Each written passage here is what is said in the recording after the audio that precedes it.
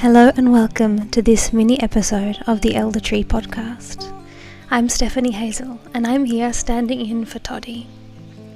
This episode is all about grief and about how we can allow ourselves a bit of grace in these processes. You see, normally Toddy makes a beautiful podcast episode every month on the waxing half moon, all about permaculture, all about gardening, all about the ways that we relate to earth with our hands. But this month that hasn't been possible for her. She's lost two people very close to her. And sometimes you have to let things slide so you can show up for yourself. I know I want to live in a world where that's how we walk, where we allow life to move us, where we allow ourselves to be fallible, and where we allow ourselves to lean into the support of our community and our friends in the times that we need. I'm sure Toddy, just like many of us, could force herself to do all the things that need to be done, to check the checklist and get all the tasks ticked off. But then there wouldn't be space for her. There wouldn't be space for her to tend to the river of grief, the river of change that occurs and unfolds inside us in moments like these. And grief is attending. Grief is a river.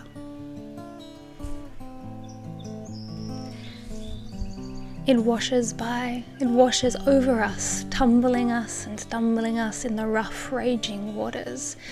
And I don't know about you, but for me, grief has always shocked me with its intensity. As time goes on, as time has gone on for me when I've been in grief, the moments that I am thrown into the river are less.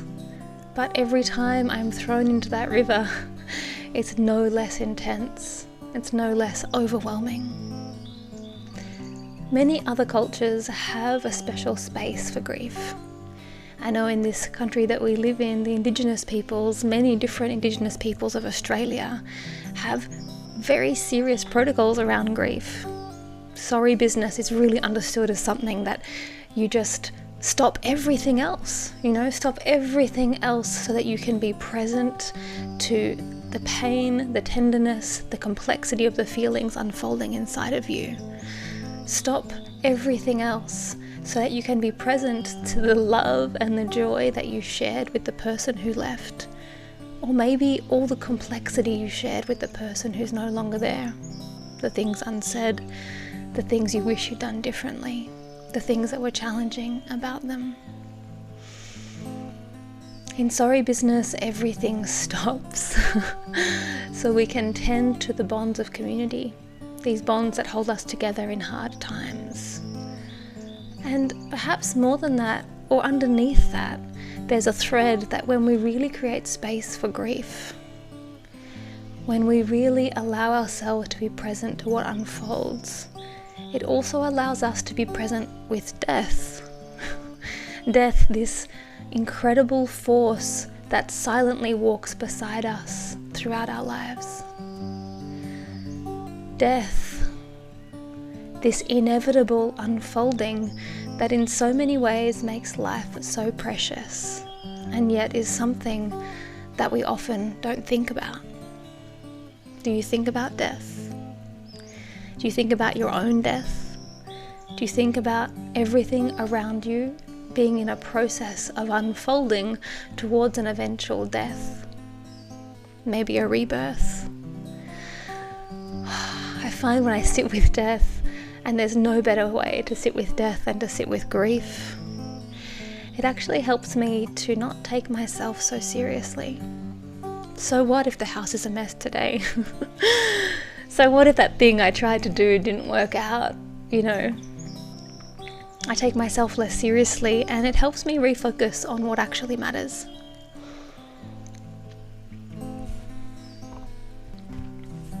There's an incredible book by Stephen Jenkinson. He has been a palliative care counsellor in Canada for many decades, and he wrote a book called Die Wise. It's one of those books that, for me, I felt like I was a different person after I'd read it. That he speaks a lot about our culture's, warped relationship, a broken relationship with death. that death is something that must be avoided at all costs, and he's like living in cancer wards and talking to families, and he speaks powerfully about how taboo it is to talk about death, even in a terminally ill cancer patient's room, right? Like, what's with that? I think when we make space for grief, it really helps us to make peace with death. A good friend of mine, about 5 years ago, lost her mother. Quite suddenly, quite quickly. It was cancer, but it unfolded very quickly, and she'd been very well and young. And I watched this friend of mine, who I lived with at the time, approach the grief with so much grace for herself, so much compassion for herself. She actually gave herself a day every week for maybe 3 months as her grief day, where she completely blocked out her calendar on a Friday, and on that day she made sure she walked in nature, that she cried, that she journaled, that she did things that helped her to contact how much it hurt to have lost her mother. And I was really in awe of that, the amount of courage it takes to make that much space for your own unfolding inner world. Like, wow. Here's another story. I was traveling in Mexico. I was staying there, lived there for about 6 months, maybe 8 years ago. And I heard when I was there, they have the amazing Day of the Dead, El Día de los Muertos, where traditionally families would make picnics and go to the graveyard where their ancestors were buried. And they'd have a celebration on top of the graves.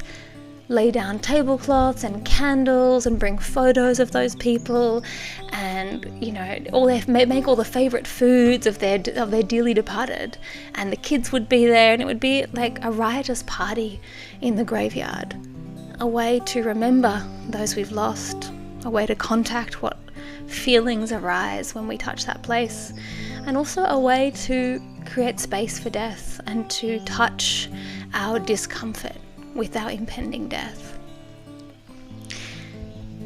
I loved seeing that celebration, and the way that even in the cities where people are often far away from their, local villages where all their family is buried, people would make altars with all of their people that they love who have died. There's another tradition that is starting to die out in Mexico, but it's a tradition called Las Lloronas, the weeping ones, the crying ones. And a Llorona is an elderly woman from a village who has lost a lot, who would actually be hired at funerals, because getting older means losing more, right? The older I get, the more I've lost, the more people I love who've died, the more places that I love that I thought I'd go back to, but you know what, I probably won't. The more dreams and aspirations that I've had to let go along the way. The relationships that have ended, or the friendships that have drifted apart. In a way, it feels like aging is learning to walk with grief, and learning to walk gracefully and powerfully with grief. There's a recognition of that in these Mexican traditions. There's a recognition that the little old ladies have probably lost so much. Most of their families, their sisters, their brothers, their aunts, their uncles, their parents, probably their husband, maybe a few children, plus they've seen so much about their way of life die and change. There's an assumption that for these little old ladies, there's a deep well of grief, and that they are in touch with that grief. So yes, they're hired for funerals. They're hired to turn up and wail, to contact that grief at a funeral and support other people to contact that grief and cry, to really release through the crying. Can you imagine that? Actually creating space for grief in that way culturally, where you were paying people who know how to grieve to come and help the younger ones to touch that place in themselves. I want that for our culture. I want to live in a place where grief is that welcome. So before I move on from this topic and leave you with this short mini episode, I thought I might talk about 3 of my favourite herbs for grief. This is a herbalist podcast after all, right? So 3 herbs that I'd like to explore here is motherwort, passion flower, and psilocybin. Let's start with passion flower. I've done a lot of deep plant journeys with passion flower, and I feel like this is a real friend of mine, this plant. And there's a lot of mythological association between passion flower and grief. And when I've worked with this plant as an ally and taken groups through journeys with passion flower, I've noticed that there's a kind of anxiety that we can get. You know, we all know passion flower is good for anxiety. There's a certain anxiety or heightened sympathetic nervous system activation that we can get into when we are avoiding our feelings. When we are avoiding grief, we get anxious, because if we relax, then we know that river of grief, that well of grief is waiting for us. And we might not believe that we have the space to do that, to go there. We may not believe we have the strength to survive that river. But we always do. We always come out lighter and clearer and stronger when we jump into the river of our own grief. So if that's you, if there are things in your life and people in your life that you know you haven't grieved, and there's a certain anxiety and restlessness and tension that emerges in you because of that, then passion flower might be a really nice herb. If you are habitually anxious because you are afraid of feeling your own feelings, feeling your grief about the world, about the climate, about the ecosystems, about all the peoples whose cultures are lost, if that makes you anxious, then try passion flower. Secondly, motherwort. So motherwort has a really deep association with the connection between the heart and the womb.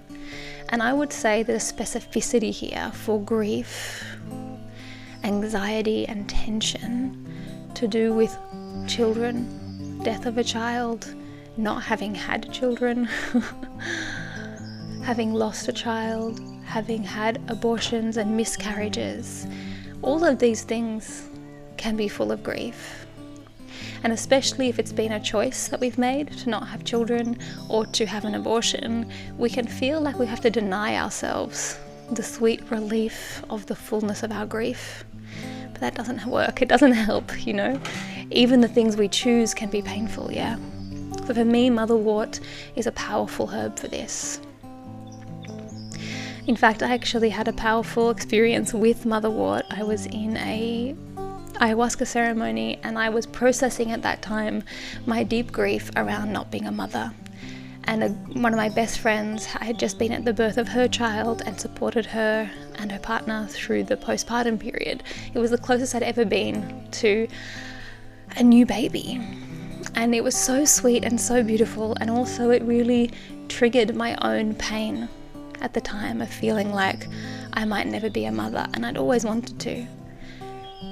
And in this ceremony that was coming up, and I was feeling the depth of that sorrow. And then all the herbs in the garden outside, we were on a property with a beautiful herb garden just outside the temple. All the herbs stood up and rushed in, you know, in my vision, yeah, and filled up my body, and motherwort grew out of my heart. And with that came this beautiful sense of like, oh, it's okay. The pain is there, and the mothering that I have to offer will show up in many different ways, and does show up in these other children I have relationships with.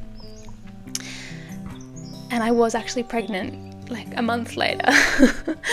I don't think that that's the point of the story, but the point of the story is that motherwort has really shown herself to me as being a plant for that special kind of mother's grief. And I would say for father's grief as well, the loss of children. Thirdly, psilocybin, magic mushrooms. As this fungus becomes popular in different psychedelic psychotherapies, one that's always sparked my interest is end-of-life anxiety, death anxiety. So psilocybin is actually being used clinically to work with people who have a terminal illness, who are afraid of their death. And working with the magic mushrooms is giving them a sense of peace with that. And I know anecdotally many people who've experienced a sense of really feeling the depth of the fear and the pain that they carry in life around their own death, the decay of life, the decay of the things that they matter to them, and the death of their loved ones.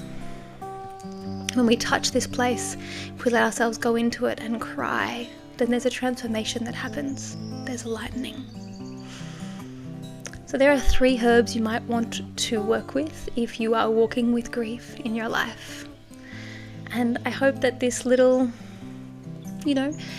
monologue on death, on grief, on being compassionate to ourselves, on giving ourselves permission to actually show up for ourselves when we need to ask for help and say, you know what guys, I can't do this month. I hope this little monologue has inspired you to extend a bit of extra grace and compassion towards yourself when you need it, and to take the time to sit with the depth of your own grief when it starts to bubble up.